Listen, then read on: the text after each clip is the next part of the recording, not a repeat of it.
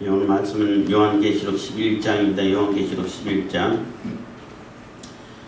두 증인과 일곱째 나팔의 재앙입니다.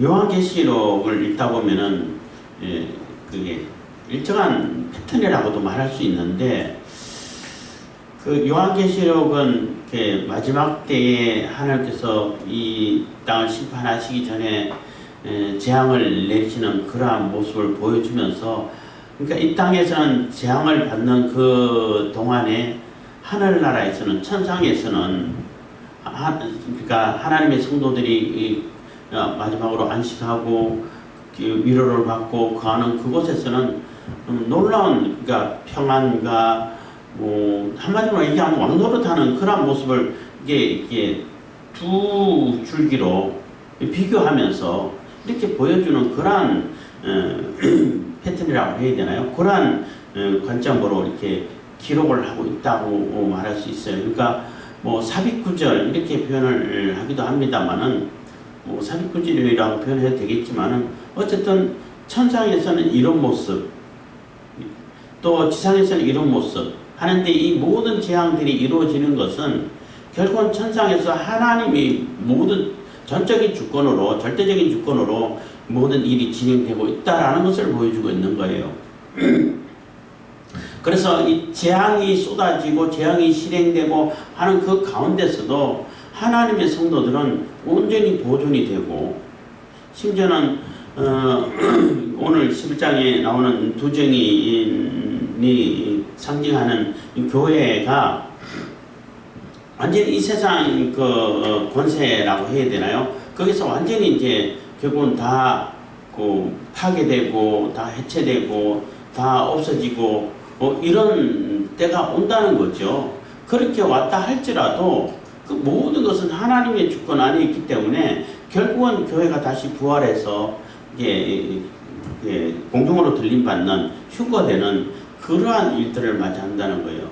그래서 이 지상에서는 이렇게 재앙이 진행되고 이루어지는 그 상황에서도 우리가 이렇게 안식을 받고 우리가 궁극적으로 들어가서 하나님과 함께 임마누엘을 이루는 그 세계에서는 너무나 평안하고 위로받고 또 보상을 받고, 심지어는 주님과 함께 왕노릇하고, 이런 세계가 계속 이렇게 똑같이 이렇게 이루어지고 진행되고 있다라는 것을 보여주는 것이 이게 요한계시록이라고 말할 수 있는 겁니다. 그래서 이 11장에 오늘 그 10장 말씀 읽으면서 말씀드리겠습니다만은, 일곱째 나팔이 불 때도 일단 천상의 상황을 쭉 보여주면서 왕노릇하고 있지만은, 그렇지만은 거기에서 다시 하나님께서 언약하신 대로, 말씀하신 대로, 약속하신 대로 그게 이 땅에 재앙이 준비되고 마지막 일곱 대접 재앙이 이게 아직 쏟아지기 직전에 있는 그러한 모습을 보게 되는 거죠. 11장 1절입니다. 또 내게 지팡이 같은 갈대를 주며 말하기를, 일어나서 하나님의 성전과 제단과 그 안에서 경배하는 자들을 청량하되 해서, 또 내게 지팡이 같은 갈대를 주며 청량하는 자를 얘기하는 거예요. 자, 말하기를 일어나서 하나님의 성전과 제단과 그 안에서 경배하는 자들을 청량하되 할 때 조금 이상한 거 있지 않나요? 주로 이제 청량하고 제거하면 건물이라든지 이런 그 기구라든지 이런 걸 재가지고 제작을 하고 설계하고 제작을 하고 만들고 하는데, 여기서는 성전과 제단과 생전과 제단을 청량하라는 것이 아니라 성전과 제단과 그 안에서 경배하는 자, 사람을 청량하라는 거예요. 사람을 딱 제보라는 거예요. 그 무슨 얘기일까? 그 얘기는 하나님 청량이라든지 특히 이제 땅을 구분할 때 그 청량하고 이거 내 땅이냐 네 땅이냐 가를 때 청량도 하지요. 이렇게 건물을 질 때 설계해가지고 치수를 재가지고 또 만들 때도 청량하고 하겠지만은 그 얘기는 분명하게 이거는 내 거다라는 거예요. 소유권하고 관계된 거죠. 물론 이제 하나님께서 계획해가지고 모든 것을 다 치밀하게 만들어가고 이게 그 계획하신 대로 섭리하신 대로 그대로 실천해가는 그러한 모습을 의미하기도 합니다만은 다 포함되어 있죠. 가장 분명한 것은 이건 내 거라는 거예요. 내가 만든다는 거죠. 내가 계획하고 내가 설계하는 자들이 성전 안에서 제단에서 하나님께 경배하는 자들이라는 거예요. 이 자들은 내 거야. 누구도 손 못 대. 내가 모든 설계를 하고 계획해가지고 진행하는 자들이야 라는 얘기가 되는 겁니다. 2절입니다. 성전 밖 마당은 청량하지 말고 그냥 두라. 이것을 이방인에게 주었은즉 저희가 거룩한 성을 42달 동안 짓밟으리라. 그래서 성전 밖 마당은, 그러니까 성전은 이게 상징하는 것이 누가 예수 그리스도를 상징하잖아요. 예수님도 이 몸된 성전이라고 그랬다고. 그래서 건물로 된 그 성전은 예수 그리스도의 몸을 상징하는 것인데, 예수님을 상징하죠. 뭐 간단하게 얘기하면은 상징하는데 그 성전 밖이에요. 밖 마당이야. 성전은 성전인데 성전 밖 마당이라는 얘기예요. 그래서 성전 마당만 밟는 뭐 사람들 뜰만 밟는다 이런 표현도 나옵니다만은, 그 얘기는 쉽게 말하면 교회는 열심히 다니는데 예수 그리스도 밖에 있는 자들을 얘기하는 거예요. 성전 안은 예수 그리스도 안에 있는 사람들을 얘기하는 것이고, 성전 밖 마당이라는 얘기는 그 기독교인이라고 말은 하는데 교회는 열심히 다니는데 예수 그리스도 밖에 있는 자들이라는 거죠. 이 사람들은 청량하지 말라는 거예요. 내 거 아니라는 얘기죠. 그러니까 내가 계획하지 않는다는 겁니다. 내가 설계하고 만들지 않는다는 얘기죠. 내 거 아니라는 겁니다. 성전 밖 마당은 청량하지 말고 죄지 말라는 거예요. 사람들이 볼 때는 다 똑같은 거 아닌가? 다 기독교인이고 다 교회 열심히 다니는 자들이 아닌가? 이렇게 생각할 수 있는데 그렇지 않다는 거예요. 또 있어도 아닌 건 아니라는 거죠. 하나님께서 계획하지 않는다는 겁니다. 그래서 청량하지 말고 그냥 두라, 내버려 두라는 거예요. 이것을 이방인에게 주었은즉 이방인들에게 그냥 버려줬다는 거예요. 저희가 거룩한 성을 42달 동안 짓밟으리라. 그래서 마당밭이라도, 그러니까 성전 뜰이라 할지라도 성전에 영향권이 있고 성전에 속한 그러한 지역인데 이거는 이방인들에게 밟히도록 버려뒀다는 거죠. 뭐 가장 쉽게 우리 생각할 수 있는 것은 뭐 이단들을 가장 먼저 생각할 수 있죠.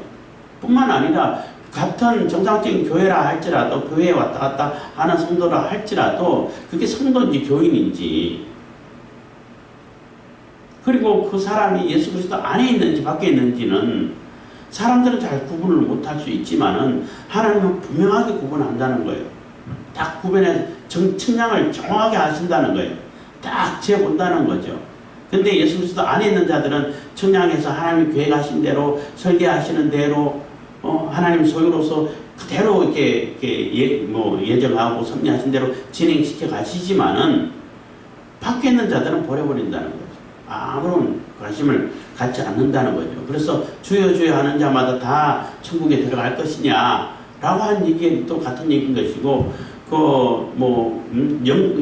양과 염소를 나눈다든지 이런 얘기도 다 같은 의미가 들어가 있는 거죠. 그래서 하나님은 분명히 하나님이 택한 백성들과 택하지 않은 백성들을 분명하게 구분하고 가르친다는 것입니다. 그래서 이것을 이방인에게 주었은즉 저희가 거룩한 성을 42달 동안 짓밟으리라. 그래서 거룩한 성을 42달 동안, 42달이라는 얘기는 3년 반이죠. 달로 계산하는 거죠. 한때, 두때, 반때. 그래서 3년 반이라는 얘기는 이게 물리적으로 3년 반을 자꾸 얘기를 하는데 7년 되었나 해가지고 전 4년 반, 후 3년 반 하는데 그런 건 아닌 것 같고, 3년 반이라는 성경에는 고난의 기간이에요. 어려움과 고난을 당하고 한난을 당하는 그 기간이에요. 근데 왜 3년 반이냐, 반쪽이냐 하면은 그게 제한적이라는 얘기인 것이죠. 영원하지 않다는 거예요. 완전하지 않다는 거예요. 제한적이기 때문에 제한적인 동안에 그 동안 또 굳이 이제 7년을 끼워 맞춘다 그러면은 이게 전 3년 반이라고 말할 수도 있겠지만은 어쨌든 이 성도들이 예수님께서 부활 승천하시고 딱 끝까지 정년이 되어가지고 정년이 되는 그 상황에서 예수님께서 공중 재림하실 때까지 다시 맞으러 갈 때까지 우리가 선교 활동을 하고 예수님의 증인 활동을 하는 그 기간을 말한다고 볼 수 있는 거예요. 어쨌든 그 기간 동안에는 어려움과 고난과 환난이 따라온다는 거죠. 따라오는데 문제는 뭐냐면은 성전 안에 있는 자들은 심지어는 고난을 당하고 순교를 당한다 할지라도 능력을 받지는 않아요. 수치를 당하지는 않아요. 하나님께 오히려 위로를 받고 하나님의 영광을 나타내지요. 근데 마당만 밟는 이런 사람들은 소금과 빛이 소금이 맛을 잃으면은 빛의 소금을, 그러니까 소금이 맛을 잃으면 밖에 버려져서 밟힐 뿐이라고 얘기하셨잖아요, 예수님이. 그것처럼 예수 그리스도 밖에 있는 자가 돼가지고 소금의 맛을 잃어버린 그러한 뭐 기독교인이라고 말할 수 있죠. 교회 마당밥 없는 그런 사람들, 경건을 이익의 재료로 삼는 사람들, 교회를 이용해가지고 자기의 어떤 목적을 이렇게 도모하고 채우려고 하는 그러한 목적으로 교회를 다니는 사람들, 뭐 이런 다 통합해서 말할 수 있겠죠. 그런 자들은 밖에 버려져 가지고 밟히는 그러한 상황을 맞이한다는 거예요. 욕을 당하고 수치를 당하고 비난을 당하고 조롱거리가 되고 한다는 겁니다. 물론 믿지 않는 자들은 진정한 성도들을 위해서 조롱하고 비웃고 할 때도 있지만은 본인 스스로는 그런 능력을 안 당해요. 하나님께 오히려 영광을 나타내죠. 순교를 당해도. 그런 차이가 있다는 겁니다. 그래서 그 사람들에게 손가락질 당하고 비난당하고 어떻게 교회 다니는 사람이 저 모양이냐, 세상 사람들하고 보다도 더 못하다, 이런 비난을 받는 사람들은 대부분 성전 밖에 있는 마당들만 받는 사람이라는 거죠. 그리고 42달 동안 짓밟으리라 해서 달로 표현을 하고 있는 것은 왜일까? 뭐 이렇게 이걸 구체적으로 추석하는 분들은 별로 없었는데, 이렇게 두 정의는 또 1260일 해갖고 날수를 계산하고 있고, 이게 핍박을 받고 환난을 당하는 그러한 상황에서는 달로 계산을 하고 있어요. 똑같이 3년 반 해가지고 환난의 기간, 일정한, 그러니까 제한적이지만은 일정한 환난의 기간을 얘기하는데, 뭐 일정하기보다는 제한적인 그러한 시간을 얘기하는데 왜 달로 얘기하냐는 거죠. 그거는 제가 생각할 때, 볼 때는 이 핍박을 가하는 자들은 뭐 예수님 오실 그 당시나 지금 우리가 보고 있는 이슬람이라든지 그런 북한이라든지 이런 곳에 볼 때 어마어마한 핍박을 가하잖아요. 가할 때 그 가하는 목적이 옛날이나 지금이나 또 앞으로 마지막 예수님 오시기 전까지나 똑같은 목적을 가지고 이렇게 핍박을 가한다는 거예요. 그러니까 똑같은 목적으로, 똑같은 의미로, 똑같은 방법으로, 방법이 조금 다를 수 있겠습니다만, 그런 의미를 가지고, 그런 목적을 가지고, 어쨌든 그 목적은 자기들의 기득권을 지키는 것이고, 자기 정권을 지키는 거잖아요. 그런 목적으로 가하기 때문에, 일정한 달처럼, 매달 이렇게 핍박을 가하는 것처럼 그렇게 보여지는 것이 아닐까. 물론 그것을 당하는 사람들 입장에서는 큰 환난이 되겠지만은, 그래서 환난을 당하는 지역, 아직 그 환난을 당하지 않고 온전히 복음이 전해져서 종교의 자유를 누리는 지역, 이렇게 구분되어 나눠져 있긴 하겠지만은, 이 핍박을 가하는 자들은 같은 목적으로 계속 이렇게 핍박을 가하고 있다는 거죠. 교회에 대해서. 그래서 42달 동안 짓밟으리라 해서 그 42달은 예수님께서 오셔서 부활 승천하신 다음에 예수님께서 다시 오시는 그 기간 동안을 얘기한다라고 이해하시면 되겠습니다. 3절입니다. 내가 나의 두 정인에게 권세를 주리니 저희가 굵은 벼옷을 입고 1260일을 예언하리라. 1260일도 똑같은 3년 반을 얘기하는 겁니다. 30일을 계산해서 기준으로 해서 계산하면 똑같은 얘기예요. 그러니까 같은 기간을 얘기하는 겁니다. 그래서 나의 두 증인에게 권세를 주리니, 그래서 두 증인이 누구냐? 두 증인은 4절 보면 이는 땅의 주 앞에서는 두 감람나무와 두 촛대니 해서, 촛대는 성전 안에 있는 촛대를 얘기하는데 감람류를 태워서 밝히죠. 불을 밝히죠. 그래서 성령의 힘을 입어서 이 사명을 감당하는 교회를 얘기하는 거예요. 또 요한계시록 1장에 보면은 촛대는 교회라고 또 분명히 밝혀주고 있잖아요. 교회를 상징하는 거예요. 근데 왜 두 증인이냐? 증인은 항상 두 사람 이상이 되어야 된다라는 그런 것도 있지만은 항상 두 증인 얘기를 하게 되면은 율법과 선지자를 얘기하는 거예요. 성경을 얘기하고 교회를, 그게 이제 교회를 얘기하는 거예요.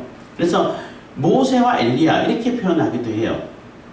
그게 이제 모세는 율법을 대표하고 엘리야는 선지자를 대표하기 때문에 율법과 선지서 이렇게 해서 교회를 상징하는데, 구체적으로 4절에는 이는 이 땅의 주 앞에 서는 두 감람나무와 두 촛대니 해서 교회, 분명히 교회를 상징한다라고 밝혀주고 있는 겁니다. 그러니까 3절 다시 하면 내가 나의 두 증인에게 권세를 주니, 권세를 주셔가지고 하나님께서 주셨다는 거죠.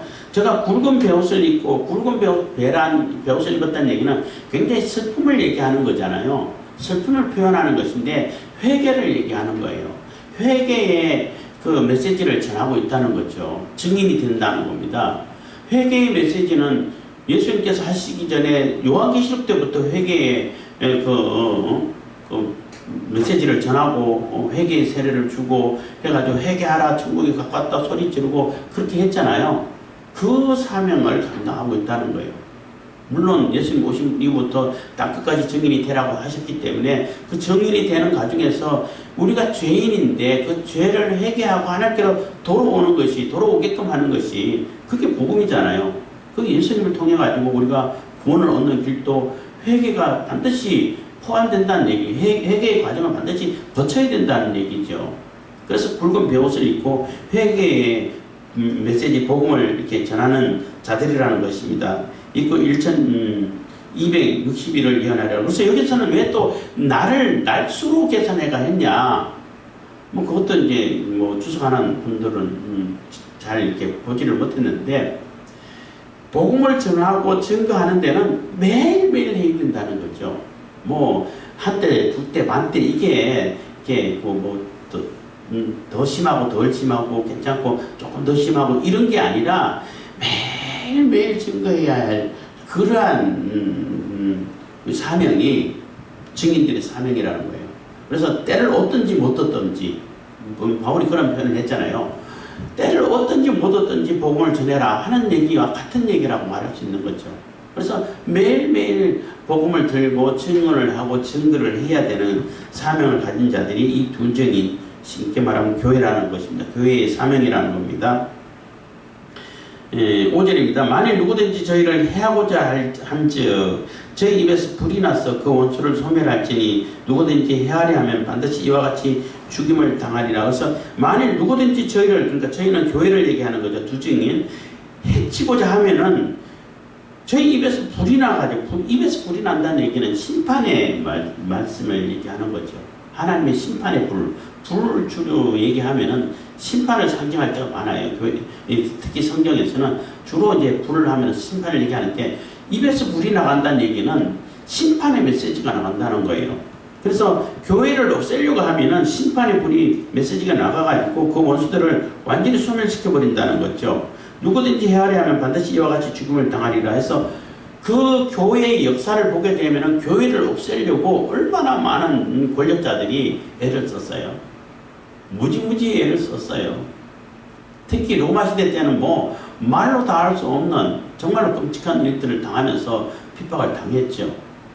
그래서 무슨 세계사 해가지고 텔레비전 프로그램에서 잠깐 지나가면서 본 적이 있는데, 뭐 정확한 날씨는 잘 모르겠습니다만은 그렇게 엄청난, 정말로 죽여도 어떻게 사람이 저렇게 잔인할 수 있을까 할 정도로 입에 담을 수도 없을 만큼 그런 잔혹한 죽임을 당하는데, 그럴 때 이제 패널이라 해야 되나요? MC라 해야 되나? 한 그분이 그러면은 기독교가 많이 이렇게 축소되고 소멸되고 그 기독교를 이제 믿는다라고 하는 사람들이 많이 없어졌겠네요. 라고 질문을 했는데 그 강사가 그렇지 않다고. 이상한 거는 그렇게 말로도 알 수 없는 잔혹하게 이렇게 고문을 가하고 죽였는데 오히려 더 폭발적으로 늘어나더라는 거예요. 그전에는 조용히 조금씩 늘어났는데 그 어마어마한 그 핍박을 가하고 엄청난 그 압박을 가할 때에 그 핍박을 할 때 오히려 그 불똥이 여기서 튀어가지고 저기서 불 붙여 온 사방을 불 붙는 것처럼 폭발적으로 확산하더라는 거예요. 그 얘기하면은 이해가 안 가죠. 그래서 그래요? 이렇게 이제 끝내는 걸 봤는데 오히려 더 확산돼 가지고 로마가 없어지잖아. 교회가 안 없어지고 그렇잖아요. 로마가 없어져요. 뭐 김진영 목사님이 한때 이제 그때 학생은 아닙니까? 운동하다 이제 뭐 감옥에 가가지고 있었는데 그때 얘기를 제가 들은 적이 있는데 뭐 이것도 들은 지 오래됩니다만은 그 이제 고문을 하고 하던 그 사람들이 그런 얘기를 하더라는 거예요. 당신 이렇게 하면은 우리가 당신 교회 없애버릴 거다. 그러니까 좋은 말 할 때 말 좀 잘 들어라. 이렇게 할 때 그분이 정색을 하고 얘기를 했다는 거예요. 그분은 그들의 자기들을 이렇게 신문하는 자들에게 한번 내기 해볼 거냐고. 교회가 없어지나 이 정권이 없어지나 한번 내기 해볼 거냐고. 그렇게 정색을 얘기하니까 그 사람들이 아차 싶었는지 미안하다고 죄송하다고 사과를 하더라는 거예요. 근데 그 공화당이 없어졌잖아요. 그 교회는 아직도 있어요. 교회를 없애려고 하는 그 세력이 없어져요. 그 세력이 사라져 버린다고. 교회를 없앨 수가 없어지고 오히려 확산시켜 가버린다는 거죠. 그 얘기를 하고 있는 겁니다. 그래서 누구든지 헤아려 하면 반드시 이와 같이 죽음을 당하리라. 6절입니다. 저희가 권세를 가지고 하늘을 닫아 그 예언을 하는 날 동안 비 오지 못하게 하고 이제 또 권세를 가지고 물을 변하여 피 되게 하고 아무 때든지 원하는 대로 여러 가지 재앙으로 땅을 치리로다. 그래서 이렇게 하늘에서 불이 내려가지고 50인 50부정과 50인 그 군인을 이렇게 살라버리고 한 엘리야의 사역을 이렇게 떠올리게 되는 거죠.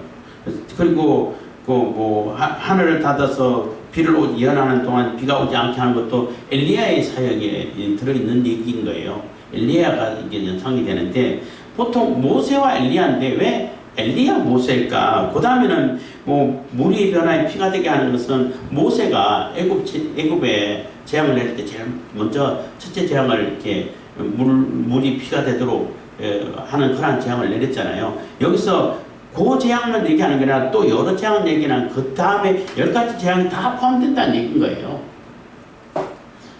그래서 엘리야 얘기를 먼저 하고 모세 얘기를 한 것은 엘리야가 불을 내려가지고 이렇게 사르고 하늘을 닫고 한 것은 그 심판의 메시지를 이렇게 선포하게 되면은 이 두증인 얘기인 거예요. 엘리야처럼 심판의 메시지를 선포하게 되고 심판의 메시지가 그 입에서 나가게 되면은 모세가 이렇게 재앙을 실행했던 것처럼 그 재앙이 실행이 된다는 거예요. 이루어진다는 겁니다. 그래서 교회를 핍박하고 압박하고 하는 그런 세력들을 오히려 교회가 하나님의 심판의 메시지를 던지게 되면 그 심판이 그대로 이루어져 가지고 이 땅에 실행돼 가지고 재앙이 임하게 되고 재앙으로 인해서 그들이 피해를 당하게 되고 죽게 되고 이렇게 된다는 거죠. 그래서 이 두 증인 교회를 아무리 없애려고 해도 없앨 수가 없게 된다는 거죠. 그래서 온 세계 결국에는 로마를 다 이렇게 점령해 버렸고 온 세계를 점령하고 있는 그러한 상황을 맞이한다는 거죠. 그래서 심판의 메시지, 하나님 말씀이 이렇게 선포되게 되면 그것이 그대로 재앙으로 실행이 되고 이 땅을 치게 된다는 것입니다. 7절 저희가 그 증거를 마칠 때에 무저갱이로부터 올라오는 짐승이 저희로 더불어 전쟁을 일으켜 저희를 이기고 저희를 죽일 터인지요. 그래서 저희가 그 증거를 마칠 때 이게 중요한 거예요. 사명을 다 했을 때 이게 이게 얘기가 되는 거예요. 그 얘기가 되는 거거든요. 그러니까 사명이 남아있을 때까지는 절대 못 죽여. 없앨 수가 없어, 교회를. 아무리 없애려고 해도 더 확산돼. 이러니까 얼마나 이렇게 핍박을 가하는 그 권력을 가진 자들은 얼마나 괴롭겠냐는 거죠. 뭐 방법이 없어. 죽이면 더 죽일수록 더 폭발적으로 불어나. 결국은 교회가 다 장악하는 그런 사태를 맞이하다 보니까 너무나 어렵죠. 근데 저희가 그 증거를 마칠 때, 다 마쳤을 때는 무적행으로부터 올라오는 짐승, 여기서 무적행으로부터 올라오는 짐승은 로마 정부를, 이 글을 쓰는 당시는 로마 정부를 얘기하겠죠. 우리가 사는 시대는 아마 세계 정부라고 말할 수 있어요.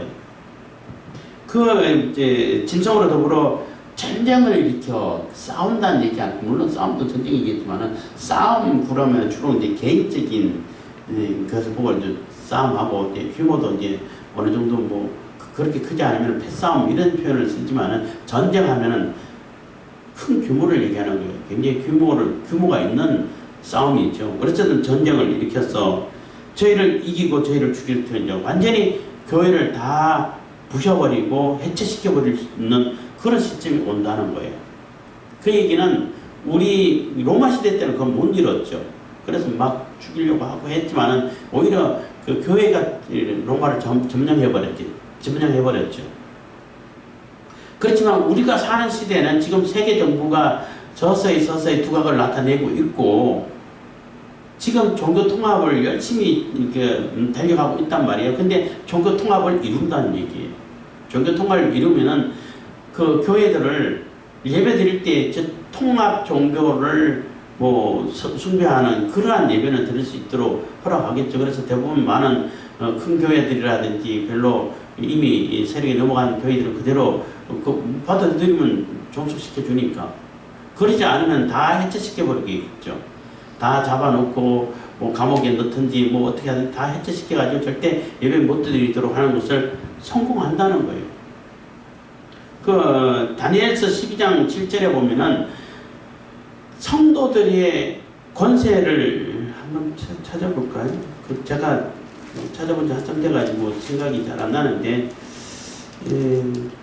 다니엘서 12장 7절 한번 읽어줘도 되는데, 하여튼 거기에 보면은 한때 두때 반때 성도들의 권세가 다 되는 날, 그것과 같은 맥락이라고 말할 수 있어요.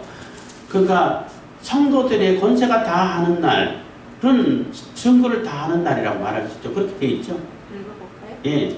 내가 들은즉 그 세마포 옷을 입고 강물 위에 있는 자가 그 좌우 손을 들어 하늘을 향하여 영생하시는 자를 가리켜 맹세하여 가로되 반드시 한때 두때 반때를 지나서 성도의 권세가 다 깨어지기까지니 그렇게 되면 이 모든 일이 다 끝나리라 하더라. 그러니까 성도의 권세가 깨지는 날이 온다는 얘기가 이게 증거를 마치는 때라는 얘기죠. 얘기하고 같은 얘기가 되는 겁니다. 그래서 그 종교 통합은 반드시 이루어질 것이고 교회가 소멸될 때가 온다는 얘기인 겁니다. 물론 건물 교회가 있어가지고 거기서 예배하는 자가 있는데 그거는 통합 종교를 받아들인 그러한 단체가 되겠죠. 그렇지만 교회는 아니라고 말할 수 있는데 그런 때가 온다는 겁니다. 그렇게 우리가 적용해 볼 수 있는 겁니다. 그렇게 됐을 때에 저희 시체가 8절입니다. 저희 시체가 큰 성 길에 있으리니 큰 성 이것도 로마를 얘기하는 것이고 이렇게 세계 종교라고 말할 수 있는데 큰 성 길에 있다는 얘기는 이렇게 널브러져 있다는 겁니다. 그냥 내팽개쳐져 있고 방치되어 있다는 얘기인 거죠. 그 성은 영적으로 하면 소돔이라고도 하고 애굽이라고도 하니 곧 저희 주께서 십자가에 못 박히신 곳이라. 그래서 예수님께서 애굽에서 못 박힌 건 아니잖아요. 소돔도 마찬가지고. 그러니까 소돔, 애굽은 하나님의 심판을 받은 도시잖아. 심판을 받은 나라고. 그래서 하나님을 대항하고 하나님의 심판이 임하는 곳, 그리고 하나님을 절대적으로 대적했던 곳, 예수님께서 십자가 못 박힌 것도 마찬가지고, 그렇지만 그곳에 심판이 임한다는 것입니다. 그것이, 그러니까 예수님이 당하신 것, 십자가에 못 박혀가지고 돌아가신 것처럼 교회도 그 과정을 거친다는 거예요. 그래서 교회가 해체되고 다 분산되고 다 쫓겨나고 핍박당하고 다 이미 감옥에 잡혀가 있을 수도 있고 죽었을 죽임을 당하셨을 수도 있고 이렇게 해체되는 그러한 상황이 온다는 것입니다. 예수께서 십자가에 못 박히신 것처럼 그 대적자들은 대적자들이죠. 하나님을 대적하고 대적함으로 인해 가지고 하나님이 심판하시는, 하나님의 심판이 임하는 그곳이라고 말할 수 있는 것입니다. 9절입니다. 백성들과 족속과 방언과 나라 중에서 사람들이 그 시체를 사흘 반 동안 목도하며 무덤에 장사하지 못하게 하리라. 그래서 여기서도 사흘 반, 이번에는 3년 반이 아니라 사흘 반, 매우 짧은 환난의 기간이라는 얘기인 거예요. 3년 반은 제한된 그 환난의 기간, 그 핍박의 기간이라고 말할 수 있는데 3일 반은 매우 짧은 시간 동안 이렇게 어려움을 당한다는 것입니다. 환난을 당한다는 거죠. 그리고 이 사흘 반 하면은 예수님께서 사흘 동안 그거는 이제 그 시간적으로는 사흘 동안 되지만은 날수로 보면은 사흘 동안 그 무덤에 계셨던 것처럼 죽었다가 이제 다시 부활하시는 것처럼 그거하고 예수님이 걸어가셨던 그 길을 교회도 그대로 걸어가는 모습을 보여주고 있는 겁니다. 장사하지 못하게 하리로다. 10절 이 두 선지자가 땅에 거하는 자들을 괴롭게 한 거로. 얼마나 괴롭게 했어요. 교회가 자기들의 하는 것을 매 순간마다 저지를 했잖아. 그 권력자들이 자기들의 욕심을 채우려고 할 때마다 다 저지를 했잖아요. 그래서 이 기독교의 가치라든지 그 교회의 가치, 또 사고방식, 또 이게 영향력이라 해야 되나, 그런 것을 우파의 가치라고 말할 수도 있는데, 그런 것을 자기들이 자기 세력을 끌어들이지 않으면은 결국은 자기 뜻을 못 이룬다는 얘기밖에 안 되는 거예요. 그 권력자들 입장에서, 세계정부 입장에서 본다면은. 그렇기 때문에 매우 괴로웠죠. 근데 결국은 교회를 이렇게 자기들 입장에서 볼 때면은 세계정부, 팁스 세력 이런 표현도 하는데, 그들의 입장에서 본다면은 교회를 점령하는 그때가 온다는 거죠. 이제는 교회를 완전히 내 세력으로 다 걸어들였어. 그래서 아마 앞으로는 지금 우리가 사는 시점에서 본다면은 그 우파의 가치라고 할까, 기독교의 가치를 아마 다 흡수하는 그러한 과정이 필요하지 않을까, 이런 생각도 들어요. 근데 겉으로는 흡수하는데, 그렇게 해서 이제 속에서 조금씩 자기들이 계략으로 이제 개구리가 냄비 속에서 서서히 데우면은 그대로 짱긴다는 것처럼, 진짜 그런지는 모르겠지만 그런 비유 있잖아요. 자기도 모르게 넘어가는 이런 시점이 오지 않을까, 이거는 제 생각입니다. 그런 생각을 하게 되는데, 이들도 마찬가지로 땅에 거하는 자들을 괴롭게 했기 때문에 절대 못하게 하고 방해하고 이루지 못하는 이런 일들을 한두 번 한 것이 아니기 때문에 땅에 거하는 자들이 저희의 죽음을 즐거워하고 기뻐하여 서로 예물을 보내리라 하고, 그래서 교회가 해체되고 없어지는 그 시점에 돼가지고 너무나 기뻐하고 즐거워하고, 이제는 교회를 이겨서, 교회를 이긴 세력이 지금까지 있는가? 없었다는 거죠. 자기들이 유일하다는 거죠. 그래서 이렇게 잔치 분위기를 낸다는 겁니다. 근데 그게 짧다는 겁니다. 매우 짧은 시간. 그래서 예물을 보내리라 해서 예물을 보내고, 더 이상 이제 교회가 이제 교회 얘기만 해도 낄낄거리고 조롱을 하고 더 이상 그게 아무런 소용없는 그러한 이게 종교다 하고, 이제 새 세기에, 새 시대는 새로운 종교, 세수는 세부대 얘기를 하면서 새로운 시대는 이제 물병자리, 처녀자리, 물고기자리, 물고기자리, 물병자리 이런 얘기를 하면서 새로운 종교가 나올 거다 이렇게 하는데, 그들은 입장에서는 새로운 종교가 나오죠. 교회를 완전히 제압했고 해체시켜버린 것을 성공하는 때가 온다는 거죠. 그래서 이제 이렇게 서로 이제 즐거워하고 예물을 보내고 기뻐하게 된다는 것입니다. 11절 3일 반 시간이 좀 갔는데, 3일 반 후에 하나님께로부터 생기가 저희 속에 들어가며 저희가 발로 일었으니 구경하는 자들이 크게 두려워하더라고요. 그래서 죽은 줄 알았는데 다시 교회가 살아나더라는 거예요. 엄청나게 이렇게 좀 소름 끼칠 만큼 두려운 일이 되겠죠. 예수님께서 부활하신 것하고 교회가 예수님께서 하신 것처럼 그대로 과정을 밟는다는 거예요. 교회도 다시 부활한다는 거예요. 근데 그것을 사람들이 본다는 거죠. 예수님께서 부활하셨을 때는 성도들만 볼 수 있게끔 됐지만은, 믿는 사람들, 성도들에게만 봐가지고 믿음의 확신을 가졌는데, 교회가 부활할 때는 일반 사람들도, 세상 사람들도 다 본다는 거죠. 다 볼 수 있게끔 부활하게 된다는 거예요. 그래서 구경하는 자들이 크게 두려워요. 너무나 두려워서 하늘부터 12절 하늘로부터 큰 음성이 있어 이리로 올라오라 함을 저희가 듣고 구름을 타고 하늘로 올라가시니 저희 원수들도 구경하더라. 예수님께서 구름 타고 올라가신 거하고 너무 오버랩되죠. 겹치시죠. 그래서 이게 이제 휴거라고 말할 수 있는 거예요. 교회가 이제 일시적으로 휴거할 때, 휴거될 때에 그 휴거되는 모습을 세상 사람도 본다는 거예요.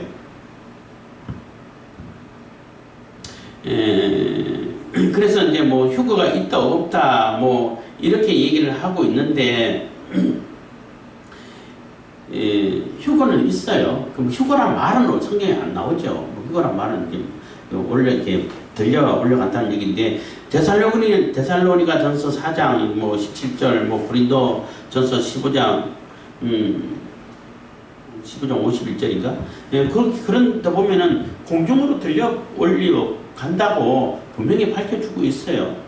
그래서 공중으로 가는 그러한 일이 벌어지는 것이고, 첫째 부활, 뭐 둘째 부활 이런 얘기도 하고, 올려가고, 뭐 죽은 자들이 먼저 일어나고 이런 표현을 다 쓴단 말이에요. 그래서 부활체를 입는 거예요. 그래서 공중으로 올라가고 있는데 그 모습을 아무도 못 보는 게 아니라 다 본다는 거예요.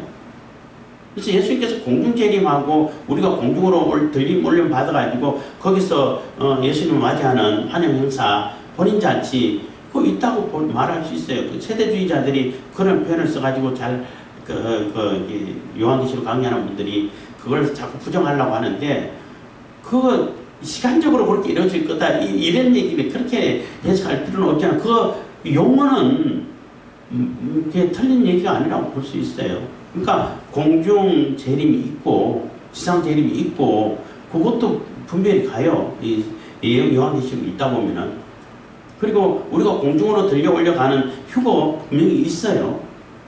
그리고 없다고 하는 분들도 어떤 분이 계시던데 그렇지 않아요. 분명히 성경에서는 뭐 데살로니가서라든지 전서라든지 고린도 전서라든지 보면은 부활을 설명할 때 보면은 그것을 분명히 얘기를 해주고 있어요. 그래서 지금이 이제 휴거되는 그 시점이라고 말할 수 있는 겁니다. 13절 그 시에 큰 지진이 나서 성 10분의 1이 무너지고 지진에 죽은 사람이 7천이라 그 남은 자들이 두려워하여 영광을 하늘에 하나님께 돌리더라. 그래서 이게 휴거되는 그 상황을 보고 너무나 이렇게 놀랍고, 그 시에 지진이 나서 성 10분의 1이 다 파괴되고, 그러면서 거기에 지진으로 인해서 죽은 사람이 7천이라는 겁니다. 7천명이라는 얘기는 숫자 7천이라는 얘기가 아니라 7하는 완전수를 얘기하는 거죠. 천은 많다는 얘기인 것이고, 많은 사람들이 이 완전한 하나님의 심판, 하나님께서 이렇게 교회를 부활시켜가지고 이렇게 휴거되는 것을 보게 된다는 거예요. 분명하게 목격하게 된다는 겁니다. 그래서 7천이나 그 남은 자들이 두려워하여 영광을 하늘에 하나님께 돌리더라 해서, 그 남은 자들이라는 얘기는 성도를 얘기하는 거 아니에요. 그 구경하던 사람들. 그러니까 그 상황을 보고 진짜 하나님이 하신 일이 많네. 진짜 하나님께서 이런 일들을 일으키시고 교회를 휴거 없다고 하더니 휴거가 있네. 이런 얘기를 하게 된다는 거예요. 분명하게 보니까. 그렇다고 해요 그들이 회개하고 돌아온다? 그건 아닐 것 같아요. 회개했다는 말은 없으니까. 회개하는 사람들이 아니라는 거죠. 그리고 왜 놀라냐 하면은, 조금 더 여기서 이제 부연 설명하게 되면은, 예수님께서 행하셨던 것을 우리가 그대로 경험하게 되는데, 예수님께서 부활하셔가지고 바로 승천하지 않으셨잖아요. 40일 동안 성도들에게, 제자들에게 나타내 보이셨는데, 나타내 보이셨을 때 어떤 모습이었어요? 이게 공간의 제약을 안 받는 부활체였어요. 그래서 문 닫아놔도 예수님 오셔.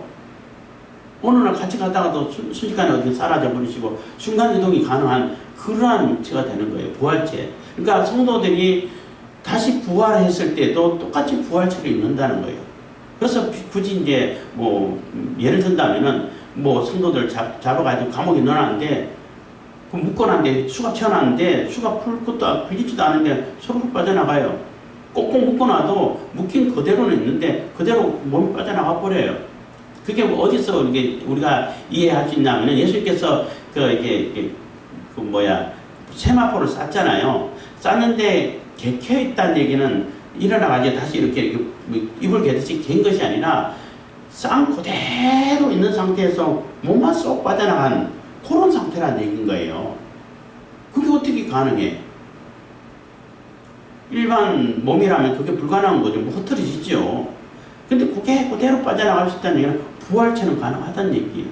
성도들도 마찬가지예요. 묶여있다든지 아니면 뭐 스크에 차있다든지 그대로 놓고 나갈 수 있다는 거예요. 그러니까 문을 잠가도 열 필요도 없이 그냥 나갈 수 있는 거예요.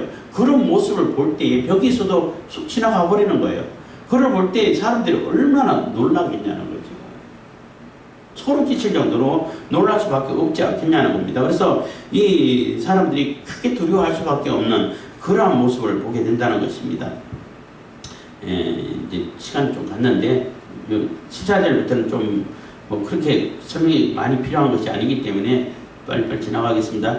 14절 둘째 해는 지나갔으나 보라 셋째 해가 속히 이르렀다. 그래서 둘째 해가 지나갔다는 얘기는 여섯째 나팔이 불어졌다는 얘기인 것이고 그 얘기할 때 얘기했잖아요. 인간에게 직접 그 적용되는 재앙이 그 다섯째, 여섯째 나팔 그리고 일곱째 나팔 얘기하는데 일곱째 나팔은 대접 재앙을 포함하고 있는 것을 얘기하는 겁니다. 그래서 둘째 재앙이 지나갔다는 것입니다. 그래서 나머지 하나가 남아있다는 거죠. 일곱째 나팔이고 일곱째 나팔과 함께 그 이어지는 일곱 대접 재앙을 얘기하는 겁니다.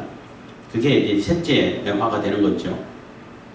속히 이르는다. 15절 일곱째 천사가 나팔을 불매 하늘에 큰 음성들이 나서 가로되 세상 나라가 우리 주와 그리스도의 나라가 되어 그가 세세토록 왕노로 다니로다. 그래서 세상 나라들이 결국은 우리 주와 그리스도와 함께 그리스도의 나라가 돼서 세세토록 왕노로 다니로다 해서 이 천상의 상황을 또 얘기를 해주고 있는 거예요. 천상의 상황에서는 예수 그리스도와 함께 성도들이 같이 왕노릇하는 그런 모습을 보여주고 있는 거죠. 그렇지만 그 모든 나라, 모든 세상은 다 그리스도에게 속해 있고 예수 그리스도가 다 주관을 하고 주권을 갖고 있다는 것입니다. 이 재앙을 실행시키는 것까지도.